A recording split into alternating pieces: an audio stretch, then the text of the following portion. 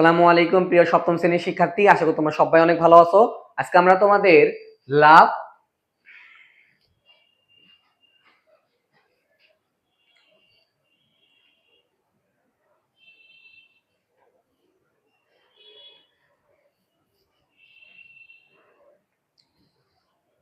আসসালামু আলাইকুম প্রিয় সপ্তম শ্রেণীর শিক্ষার্থী, আশা করি তোমরা সবাই অনেক ভালো আছো। আজকে আমরা তোমাদের সমানুপাত ও লাভ ক্ষতি অধ্যায় থেকে, অর্থাৎ তোমাদের দ্বিতীয় অধ্যায় ক্লাস 7 এর আজকে আমরা 100% কমন টপিক গুলো বলে দেব, যে এই টপিক থেকে আমাদের শর্ট কোশ্চেন আসবে, এখান থেকে এমসিকিউ আসবে, এখান থেকে সৃজনশীল আসবে। বুঝতে পারছো? তোমাদের যে সমানুপাত ও লাভ ক্ষতি চ্যাপ্টার আছে, এই চ্যাপ্টার থেকে আমরা 100% কমন টপিক গুলো বলে দেবো। এই টপিক থেকে কিন্তু তোমাদের এমসিকিউ, শর্ট কোশ্চেন, সৃজনশীল আসবে। ঠিক আছে? দেখো আমরা 100% কমন গুলো আমরা কি কি সাজেশনের মধ্যে আমরা রাখছি। দেখো এই টপিক গুলো থেকে প্রশ্ন হবে, কোনো মিস নেই। সেটা হচ্ছে যে সর্বপ্রথম আমাদের জানতে হবে সমানুপাত কি জিনিস, লাভ ক্ষতি কি জিনিস। তার বেসিক জিনিসগুলো আমাদের প্রথম পেজ দুটাতে আলোচনা করা আছে। এখন আসো, এখান থেকে খুবই গুরুত্বপূর্ণ আমাদের এখানে যে এই অংশটা আছে, এই অংশ থেকে বাবা আমাদের পরীক্ষার প্রশ্ন আসবেই আসবে, তার কোনো ভুল নাই। এখান থেকে পরীক্ষাতে আমাদের কিন্তু আসবে, 100% শিওর থাকো যে এখান থেকে পরীক্ষাতে আমাদের আসবে। সেটা কি? এই যে বহুরাশি অনুপাত ও ধারাবাহিক অনুপাত এমসিকিউতে আসবে। নিচের কোনটি ধারাবাহিক অনুপাত, নিচের কোনটি বহুরাশি অনুপাত। তো এখান থেকে তারপরে দেখো আমাদের অনুপাতের সংজ্ঞা দেওয়া আছে, বহুরাশি অনুপাতের, ধারাবাহিক অনুপাতের সংজ্ঞা দেওয়া আছে। সবগুলো কিন্তু তুলে নিবা। এখান থেকে তোমার কি 100% শিওর থাকো যে তোমার এমসিকিউ অথবা কি আছে বলতো শর্ট কোশ্চেন কিন্তু আমাদের পরীক্ষা আসবেই আসবে। বুঝতে পারছো বিষয়টা? তো এখান থেকে কিন্তু আমাদের 100% শিওর থাকো যে পরীক্ষাটা আমাদের আসবেই। বুঝছো? তো ঠিক আছে, এরপরে পার্টে আমরা চলে যাই যে দ্বিতীয় পেজে আমাদের কি দেওয়া আছে। দেখো এখান থেকে একটা প্রশ্ন বলে দিই শর্ট কোশ্চেনের, যদি না আসে বাংলাদেশ চ্যালেঞ্জ যে কোনো স্কুলে, সবটা স্কুলে তোমাদের এই প্রশ্নটা আসবে। সেটা হচ্ছে উদাহরণ 1, এই প্রশ্নে যে এই প্রশ্নটা দেওয়া আছে, অর্থাৎ এদের ধারাবাহিক অনুপাতে প্রকাশ করো। 100% শিওর থাকো এমসিকিউ অথবা শর্ট কোশ্চেনে, এমসিকিউ অথবা শর্ট কোশ্চেনে যে এইরকম দুইটা অনুপাত দিয়ে বলবে ধারাবাহিক অনুপাতে প্রকাশ করো। এমসিকিউ তে বলতে পারে নিচের কোনটি ধারাবাহিক অনুপাতের প্রকাশ, অথবা শর্ট কোশ্চেনে দিতে পারে, অথবা সৃজনশীলের কর দিতে পারে। তো এই ধারাবাহিক অনুপাতে প্রকাশ এই টপিকটা তুমি যদি পারো 2 মার্ক শিওর পাওয়া, তুমি 2 মার্ক পেয়ে গেছো স্কুলে। বুঝতে পারছো বিষয়টা? আশা করি ক্লিয়ার। এরপরে দেখো আমাদের এখানে উদাহরণগুলো দেওয়া আছে, আমরা তোমরা এগুলো দেখতে পারবা। যে দেখো আমাদের দেখো এখানে উদাহরণগুলো দেওয়া আছে, অর্থাৎ এই ধারাবাহিক অনুপাতের এগুলা ডিরেক্ট উদাহরণ থেকে আমাদের দিতে পারে পরীক্ষা, দেখে নেবা। এবার আসলে সমানুপাত কি জিনিস। সমানুপাত এই টপিক থেকে 100% শিওর থাকো তোমার প্রতিটা স্কুলে, বাংলাদেশের প্রতিটা স্কুলে শর্ট কোশ্চেন বলো, এমসিকিউ বলো, তারপর সৃজনশীলে বলো, অথবা এমসিকিউ যেখানেই বলো তুমি না কেন, সেখানে কিন্তু এই টপিক থেকে প্রশ্ন আসবে যে সমানুপাত এই বেসিক টপিক থেকে। তো সমানুপাতের আমাদের একটা সূত্র আছে, এই সূত্র ভাঙালে কি হয় সেটা তো তোমরা জানো। তো সমানুপাত কাকে বলে বা সমানুপাতে কি, এটা তুমি পড়ে নিবা। এখানে আমাদের বেসিক যে সূত্রটা আছে সেই সূত্রটা তোমরা পড়ে নিবা। ঠিক আছে? তো দেখো আমাদের এখানে ভেঙে দেওয়া আছে বেসিক সূত্রটা, যে সমানুপাতের আমরা জানি কি প্রথম রাশি, আচ্ছা আমাদের মেইন সূত্র হচ্ছে এইটা।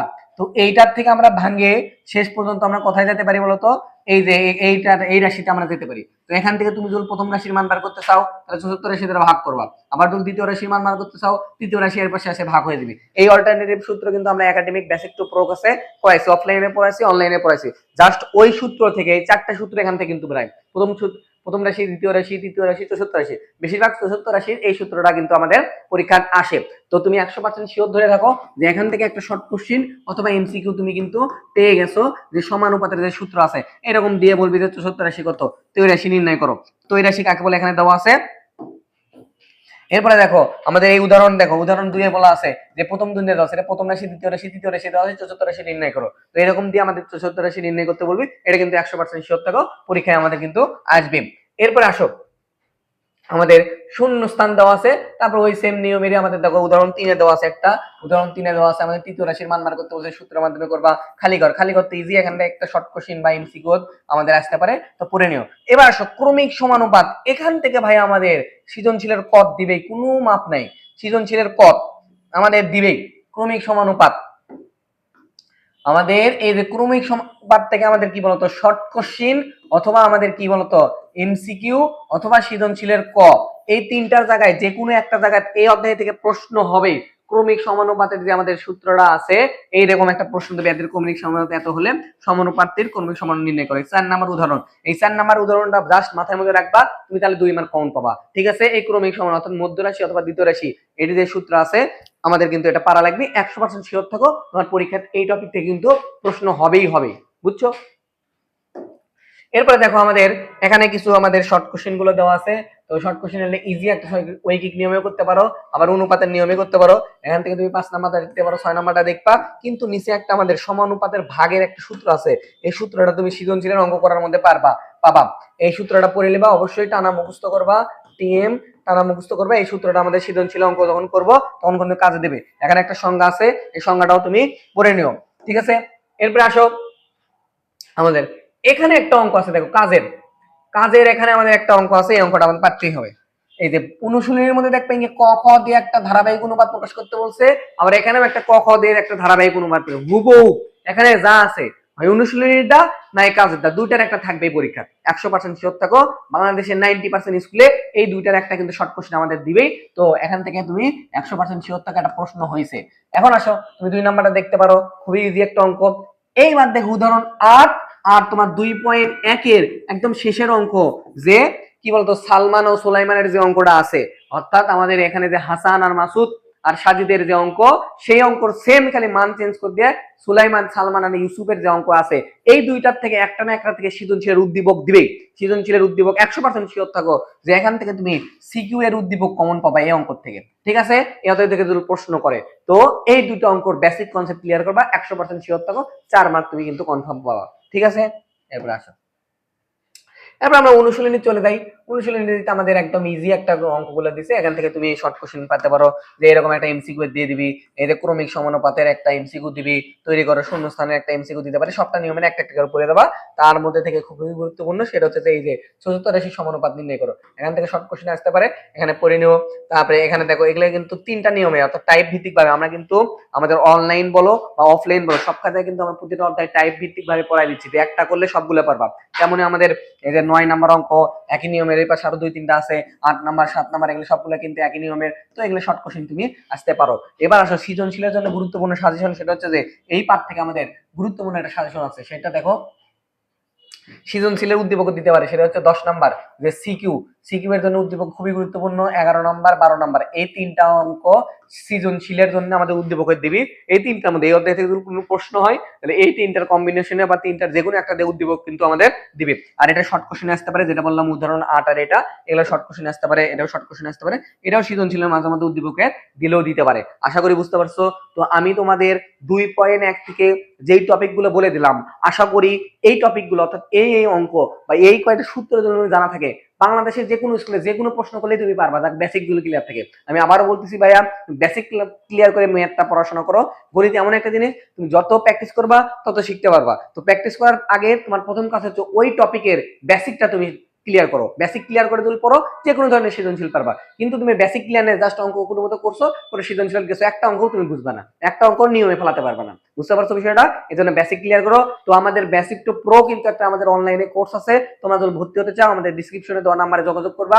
আর আমাদের যদি সাথে যদি অফলাইনে পড়তে চাও তাহলে আমাদের বগুড়ায় জলশরীতে লাগে আমরা কিন্তু অফলাইন পড়াই, আমাদের ডিসক্রিপশনে নাম্বার আছে, যোগাযোগ করবা যে কোনো সময়ে। তো দেখো আমাদের 2.1 এর মোটামুটি যে সাজেশন গুলো দাম এটা ফলো করবা, ইনশাআল্লাহ তুমি শতভাগ কমন পাবা।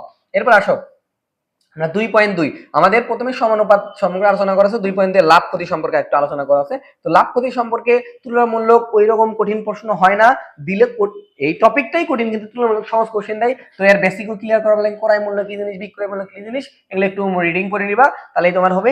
এরপরে দেখো সিলেক্টেড কিছু অঙ্ক আছে, তো এই অঙ্কগুলো তুমি একটু দেখে যাওয়ার ট্রাই করবা, তাহলে কিন্তু পারবা শতভাগ ইনশাআল্লাহ। তো দেখো আমাদের এখানে কিছু লাইন দেওয়া আছে, এই যে এই লাইনগুলো তুমি করবে, এখান থেকে হুবহু তুমি এমসিকিউ পাবা।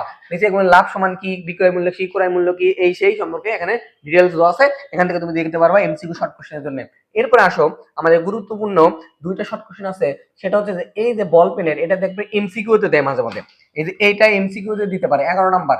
তো 11 নম্বর শর্ট কোশ্চেন খুবই গুরুত্বপূর্ণ, বাংলাদেশের যে কোনো স্কুলে কিন্তু এটা আসতে পারে, এটা তুমি ওই নিয়মও করতে পারবা অথবা এই যে অনুপাতের নিয়মে কিন্তু করতে পারবা একদম ইজিলি। আমাদের এখানে কি বলছে, ক্রয় মূল্য এত টাকা হলে শতকরা বার করো, শতকরা শর্টকাট টেকনিক আছে, শতকরা শর্টকাট টেকনিক তো পারো নাকি, নিচে লেখা লাগে ক্রয় মূল্য, উপরে লাভ বা ক্ষতি, সাইডে 100 গুণ। এটা কিন্তু আমরা বেসিক টু অনলাইন কোর্সে আমরা কিন্তু পড়াইছি, অফলাইন বেসেও পড়াইছি, এমসিকিউ জন্য আসে শর্টকাট পিরিয়ড। তো তোমাদের এবার আসো, এখন আসো এরপরে খুবই গুরুত্বপূর্ণ একটা অঙ্ক আছে, সেটা হচ্ছে মাছ বিক্রেতা এই যে এক বক্স আঙ্গুর, এই যে চা, একজন চা ব্যবসায়ী, একজন এই যে চা ব্যবসায়ী, এটা খুবই শর্ট কোশ্চেন, এটা হুবহু তোমার পরীক্ষা শর্ট কোশ্চেন আসতে পারে অথবা তোমাদের সৃজনশীলের দিতে পারে কিন্তু ক খ।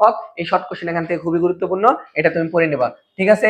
এরপরে দেখো একদম 100% শিওর আমি চ্যালেঞ্জ দিচ্ছি, বাংলাদেশে যে কোনো মানে 90% স্কুলে আমাদের এই প্রশ্নটা দিবেই, এই যে ছাগলের অঙ্ক, এই যে 10% খুঁজিতে এত টাকা বিক্রয় করা হলে 5% লাভে ছাগলটির ক্রয় মূল্য কত, এই অঙ্ক 100% শিওর থাকো বাংলাদেশের 70% স্কুলে কিন্তু আমাদের এই অঙ্কটা শর্ট কোশ্চেন দিবেই, শর্ট কোশ্চেন দিবে অথবা ক নাম্বারও দিবেই, কোনো মিস নাই। একটি ছাগলের এই অঙ্কটা হুবহু আসবে, কিন্তু হুবহু কোনো মান চেঞ্জ নাই, জাস্ট সামনে বা সরি হয়তো একটা স্কুলে যাচ্ছিল, এখানে 8 দিছে, এখানে 10 ঠিক আছে, এখানে 8% হবে, বুঝতে পারছো বিষয়টা, একদম কনসেপচুয়াল কিন্তু একটা ম্যাপ, জাস্ট তুমি যদি বুঝো যে বিক্রয় মূল্য মানে কি আমাদের বলতো, এই যে বিক্রয় মূল্য ক্ষতিতে মানে বিয়োগ করা, লাভে মানে কি বলতো আমাদের যোগ করা, এই দুইটা নিয়ম পারলেই তুমি কিন্তু এনাফ পারবা, ঠিক আছে। এই কমেন্টটা খুবই গুরুত্বপূর্ণ, এটা দেখে নিবা। এরপর আসো, এরপরে এখানে আমাদের একটা কি আছে বলতো, খুবই গুরুত্বপূর্ণ একটা অঙ্ক আছে, এই যে এই দুইটা কাজ, এই দুইটা কাজের একটা কাজ আসতে পারে, তার মধ্যে বেশিরভাগ কর্নার শপিং মলে গিয়ে এই অঙ্কটা, এটাও তুমি দেখতে পারো, এটা ইজিলি ভ্যাট ট্যাক্সের একটা অঙ্ক। তো এখান থেকে শর্ট কোশ্চেন আমাদের হতে পারে কাজের দুটা, এই কাজের দুটা কিন্তু ক্লিয়ার করে পড়বা, তাহলে ইনশাআল্লাহ ভালো কিছু করতে পারবা। এরপর আসো, এই অনুশীলনীর তেমন কিছু নাই, এই যে এই অঙ্কটা আমাদের বিভিন্ন দেশের যে টাকার হিসাব আছে সেখান থেকে দেয়, এই যে যদি $1 সমান এত হয়, সেমনি আমাদের কি দিবে, ভারতের টাকা ইয়ে দিবে, তারপর তারপর শ্রীলঙ্কার দিবে, যে কোনো কিছু দিয়ে এটা বাংলাদেশে টাকায় কনভার্ট করতে বলবে। তো এই যে এই জিনিসটাতে আমাদের এই অঙ্কটা 19 নাম্বার, এই অনুপাতে আমাদের গুরুত্বপূর্ণ, এখান থেকে পড়ে নিতে পারবো। আর এগুলো তুমি ইজিলি পারবো, এই নিয়ম একদম ইজি, এগুলো শর্ট কোশ্চেন আসতে পারে, জাস্ট একবার রিভাইজ দিবা, ঠিক আছে, কিন্তু এটা গুরুত্বপূর্ণ বেশি শর্ট কোশ্চেনের জন্য। এরপর আসো আমাদের অনুশীলনের ভিতর কি কি আছে গুরুত্বপূর্ণ, তো অনুশীলনের থেকে জাস্ট আমি 3-4টা জিনিস আঁকা দিচ্ছি, এই সৃজনশীল গুলো এখান থেকে আসবে, শর্ট কোশ্চেনের জন্য এখান থেকে আসবে। যেমন আমাদের 7 নাম্বারটা শর্ট কোশ্চেনের জন্য গুরুত্বপূর্ণ, তারপরে আমাদের কি আছে 5 নাম্বারটা শর্ট কোশ্চেনের জন্য গুরুত্বপূর্ণ, 11 নাম্বারটা শর্ট কোশ্চেনের জন্য গুরুত্বপূর্ণ, মিস্টার এটা হলো সিকিউ এর জন্য গুরুত্বপূর্ণ, এটা হলো শর্ট কোশ্চেনের জন্য গুরুত্বপূর্ণ। এরপর আমাদের কি এদের লেবু টেবু হলে শতকরা, এই শতকরা ভেরি ভেরি ইম্পর্টেন্ট, শতকরা হলো ভেরি ভেরি ইম্পর্টেন্ট, এই অঙ্কটা খুবই গুরুত্বপূর্ণ, এটা হলো আমাদের শর্ট কোশ্চেনের জন্য গুরুত্বপূর্ণ। জাস্ট তুমি এগুলো বেসিকটা ক্লিয়ার করে দাও, তাহলে কিন্তু তুমি পারবা মোটামুটি এখান থেকে 3-4টা শর্ট কোশ্চেনের জন্য পড়বা, 2-1টা সৃজনশীলের জন্য আসলেও আসতে পারে। তোমাদের জন্য লাকি চান্স, সেটা হচ্ছে তোমরা এই অনুশীলনী থেকে একটা প্রশ্ন হবে, তো ক খ মোটামুটি আমাদের 2.1 থেকে দিতে পারে, তো এখান থেকে তোমাদের লাকি চান্স 2.1টা ভালো করে পড়ো তুলনামূলক ভাবে, আর এখান থেকে এগুলো দেখলেই হবে। এরপর আসো আমাদের 2.3-এ খুবই গুরুত্বপূর্ণ, খুবই গুরুত্বপূর্ণ এবং একটু তোমাদের কাছে ভয়ের অধ্যায়, সেটা হচ্ছে আমাদের এই যে নদী নৌকার গতি বিষয়ক যে সমস্যাগুলো আছে। তো এর জন্য একটা শর্ট কোশ্চেন অথবা এমসিকিউ অথবা যে কোনো কিছু এই যে শিওর কমন পাবা, জাস্ট তুমি যদি এই বক্সটা মুখস্থ রাখো, এই বক্সটা মুখস্থ, অর্থাৎ অনুকূল আর প্রতিকূল বোঝো।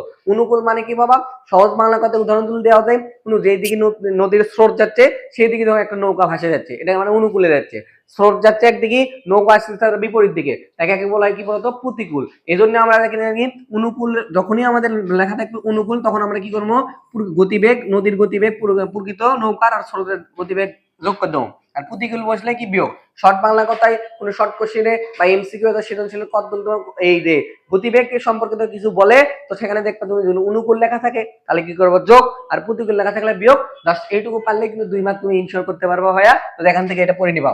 এরপর আসো আমাদের বইয়ের মধ্যে থেকে আমাদের একটা উদাহরণ সৃজনশীল আছে, দেখবা হুবহু অনেক স্কুলে সৃজনশীলটা দিয়ে দিবে, যে 21 নাম্বার একটা চৌবাচ্চা আছে, এই চৌবাচ্চার দুইটা নল, একটা এদিক দিয়ে পানি পড়ে, একটা এদিক দিয়ে পানি পড়ে, একটা এদিক পানি বার হয়। তো এই সম্পর্কিত একটা আমাদের প্রশ্ন আছে, এই প্রশ্নটা অনেক স্কুলে দেখবা হুবহু দিয়ে দিবি। তো এখান থেকে খুবই গুরুত্ব, সেই তুলনায় সৃজনশীলের ক্ষেত্রে এই প্রশ্নটা তুমি পড়ে নিবা, ঠিক আছে, আশা করি বুঝতে পারছো, ক্লিয়ার।